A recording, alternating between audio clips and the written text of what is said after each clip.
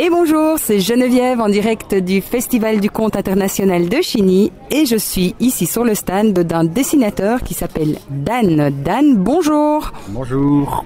Alors, vous pouvez m'expliquer ce que vous êtes occupé à faire? Mais là, je suis occupé de faire un fusain. D'accord. D'accord. Voilà. Et voilà, disons que c'est un travail qui se fera, je dirais, en plusieurs opérations. Disons que là, je suis occupé d'exécuter l'esquisse avant de procéder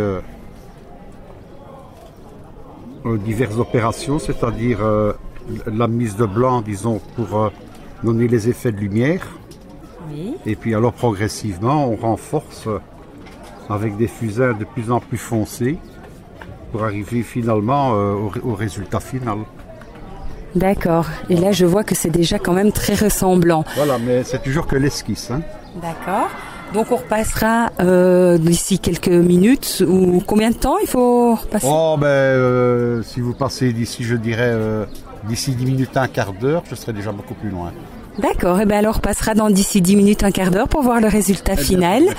Et on va demander à notre caméraman Nathan de bien filmer déjà le début du travail. Parce qu'on a Nathan à la technique et on a Hortense qui assiste Nathan aussi. Et on a le modèle qui s'appelle Aurélien. Bonjour Aurélien, c'est agréable de poser? Oui. C'est la première fois que tu fais ça? Non, Non? Tu as l'habitude de te faire peindre? j'irai pas jusque-là. D'accord. Mais là, je pense que tu es dans les mains d'un vrai artiste. Vraiment, il fait du travail. Tu vois pas encore, mais je trouve que le travail est vraiment très très bien. Évidemment, c'est progressif. Progressiste. Comment progressiste? C'est... voilà. C'est très bien. Eh ben, c'est parfait. Et on revient d'ici 10 minutes, d'accord? Bien d'accord. À tout de suite, monsieur Dan. Voilà. Et voilà, donc on continue notre balade. Et là, je suis avec un écrivain qui s'appelle Mosta Jean-Paul. Bonjour. Bonjour à vous. Donc, que faites-vous ici sur le stand? Je présente les livres que j'ai écrits. Vous avez écrit tous les livres qui se trouvent ici sur le stand. Ça, c'est une partie des livres que j'ai écrits depuis fin 2014. Ah oui, donc vous n'arrêtez pas d'écrire. Non, j'en ai, je veux dire, en gros 24 ou 25. D'accord. Plus tous ceux qui sont traduits en anglais et en allemand, espagnol et italien. Alors, qu'est-ce que vous écrivez? J'écris deux sortes de thèmes différents. J'ai sous mon vrai nom, j'écris des bouquins sur la nature, sur les plantes, sur tout ce qui traite de notre bien-être. D'accord. Les légumes oubliés, surtout. Toutes les plantes qui ont été oubliées volontairement depuis des dizaines d'années. Vous avez en vos mains celui sur l'ortie où j'ai pendant 15 ans eu une ortière de 25 hectares. Donc j'ai travaillé l'ortie pendant 15 ans et suite à ça, j'ai écrit un livre où j'explique la façon de s'en servir et pourquoi elles sont aussi intéressantes. Oui, elles ne sont pas mal aimées, elles sont méconnues, comme la femme qui cache ses vertus sous ses épines. C'est joli ça. Tout à fait. Elle pique. Mais si elle ne piquait pas, il y a longtemps qu'elle ne serait plus là. C'est justement ce qui fait son secret, et ce qui fait qu'elle est toujours restée chez nous, c'est que personne n'a osé aller autour, et personne n'ose y aller encore. Alors que c'est vraiment la plante miracle. Cela fait pratiquement 15 ans que je circule l'Europe pour démystifier cette plante qui m'a permis de survivre, puisque j'ai été brûlé il y a 25 ans à 73%, on va dire 73% pour les Belges, parce que je suis belge quand même. Et c'est grâce aux orties que je m'en suis sorti, puisque j'ai cultivé et j'ai joué avec. Et lorsque vous demandez à un brûlé de jouer avec ses doigts comme moi je fais, il ne saura jamais le faire. Alors que moi je peux jouer du piano, je peux faire du violon. J'ai tout récupéré grâce aux orties. Grâce aux orties. Et le chou que j'ai utilisé aussi pour faire des pansements pendant toutes ces années qui m'ont enlevé toutes les cicatrices. Donc un grand passionné de tout ce qui est bien-être, plantes, naturelles, phytothérapie. Oui, et les abeilles qui m'ont permis de faire mes pansements, ma pommade de miel pour justement retraiter toutes mes peaux. Ah oui, là je confirme, le miel c'est extraordinaire. Moi j'ai eu un chat qui avait une patte cassée ou avec plaie ouverte, et on a pu soigner l'abcès grâce au miel. C'est-à-dire que l'apithérapie est un moyen médical qui est très reconnu dans les pays de l'Est, mais très méconnu chez nous. D'accord. Alors dites-moi, Jean-Paul Malos, excusez-moi, Oui. Mostad, pardon. Oui. Donc, à part le bien-être avec les plantes, vous m'avez dit que vous écriviez encore autre chose aussi. J'écris sous un nom de plume. Oui. J'ai écrit donc de la philo, bien évidemment, des nouvelles, des romans, un conte. D'accord, qui s'appelle ? Le conte, c'est L'Enfer au paradis. C'est un âne qui raconte l'histoire d'un âne. On ne sait pas qui est l'âne des deux.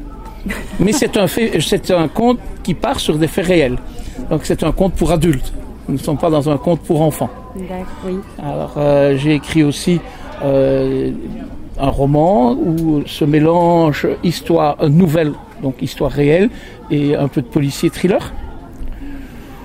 Des citations contemporaines que j'ai créées. Oui. Un traité d'éducation que je me suis dit pourquoi pas.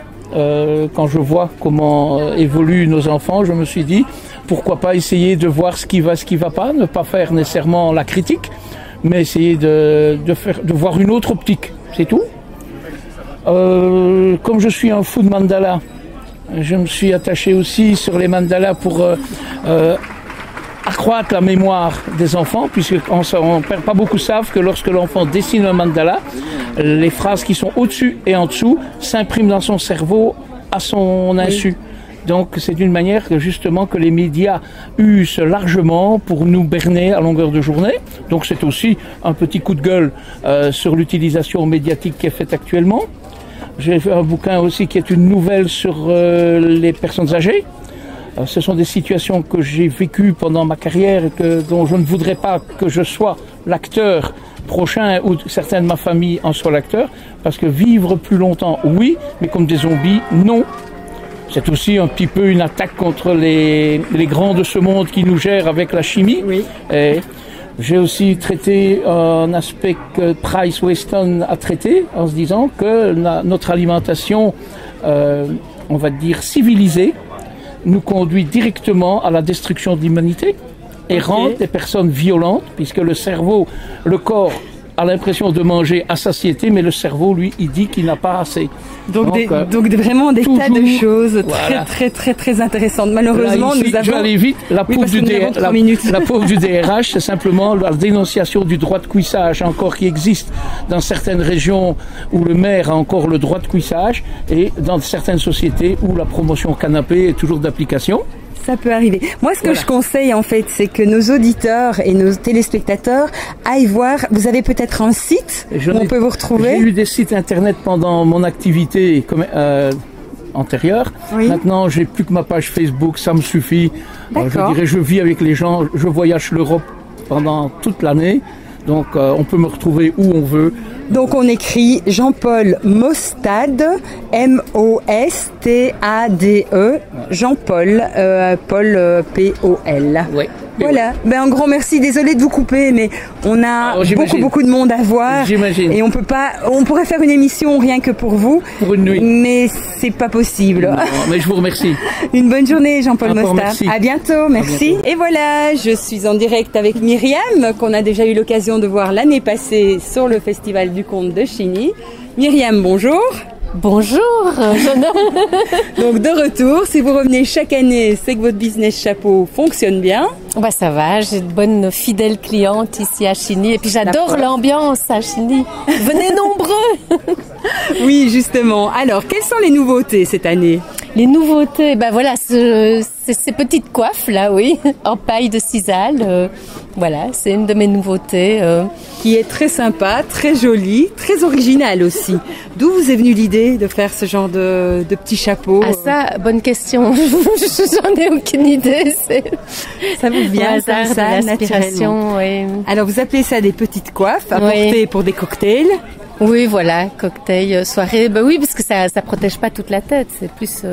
Oui, mais c'est plus décoration. Voilà, c'est pour ça qu'on appelle ça une coiffe. Très jolie. Alors, quoi d'autre? Qu'est-ce qu'on peut encore regarder? Alors aujourd'hui, je vais pas pouvoir tester parce que je me suis offert un petit chapeau en coiffe, mais du coup, il est fixé. Vous voyez, il tient bien.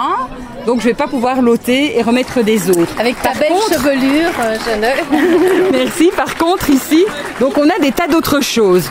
Donc nous avons, si j'en prends un au hasard, Chaque année, mes petits chapeaux. un joli coloré Voilà. qui est fait. Comment c'est fait? Donc ici, ce sont des bandes de coton, de lin que je couds en rond. Donc c'est un chapeau turban pour se protéger du soleil, du vent. Voilà, Très voilà. joli. Alors moi j'aime particulièrement bien celui-là. Encore une paille de sisal. Ouais. Ça c'est super Que je joli. couds en rond, oui. C'est un ruban de sisal. Comme celle-ci aussi, mais j'en ai, oui. Et je couds ça en rond. C'est la technique de chapellerie en fait. Ah oui, moi j'aimerais bien. À la limite, je mettrais bien là comme ça de l'autre côté aussi. Très très très joli. Alors quoi d'autre Oui, aussi? toujours des chapeaux de pluie en coton enduit, Ah voilà. réversible. Oui. Et qui est très joli aussi. Alors Myriam, Sana. où peut-on retrouver vos chapeaux? Ah, ben la semaine prochaine, je serai à Torny, au marché artisanal de Torny. Je D'accord. serai aussi à Chasse-Pierre, au Festival des Arts de la Rue.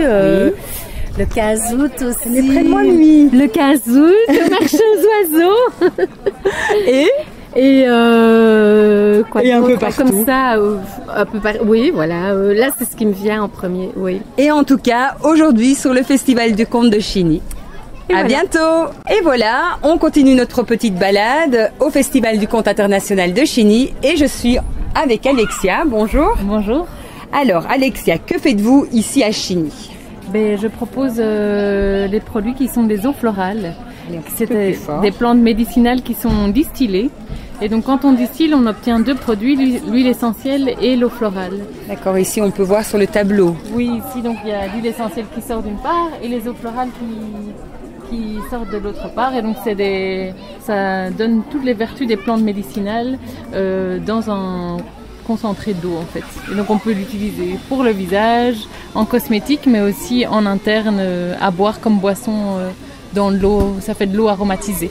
Alors par exemple, ici je prends eau florale de bourgeon de Casseille. Casseille. Qu'est-ce que c'est? Alors, en soi, je cueille... Excusez-moi. Je cueille les bourgeons de Casseille que je mets dans le distillateur, je mets en route la distillation et je récolte l'eau florale à la fin.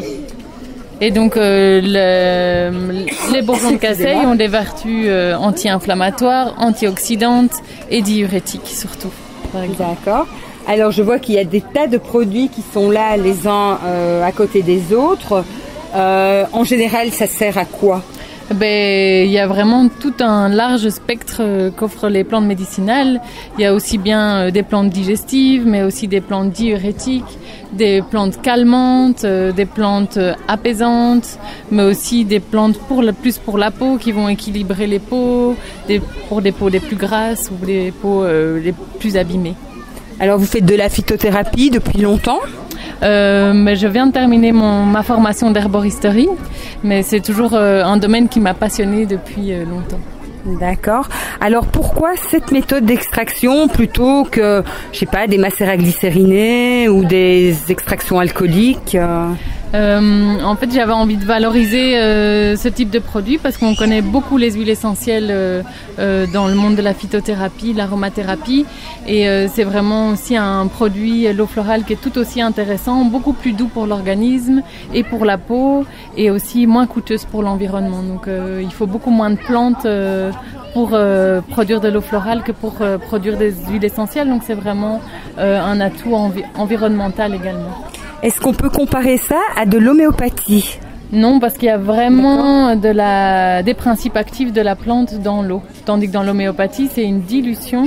Et la dilution est tellement grande qu'on ne retrouve pas toujours les principes actifs dans les granules homéopathiques. Tandis qu'ici, il y a encore vraiment les principes actifs. Donc le totem de la plante est repris, dedans. Voilà. D'accord. Alors, où peut-on retrouver vos produits? Alors, vous pouvez les trouver sur mon site internet, messagère.be, ou à divers marchés. Sur mon site internet, je reprends en général les marchés que je fais. Vous êtes originaire d'où, Alexia? De Forrières, près de Rochefort. D'accord, oui, donc à peu près dans la région. Donc vous tournez ici en province de Luxembourg régulièrement. Oui, c'est ça. Tout à fait. D'accord. Donc ça s'appelle Messagère. Messagère. Et donc le site c'est messagère.be. D'accord, un grand merci pour toutes ces bonnes explications. Merci beaucoup. Merci.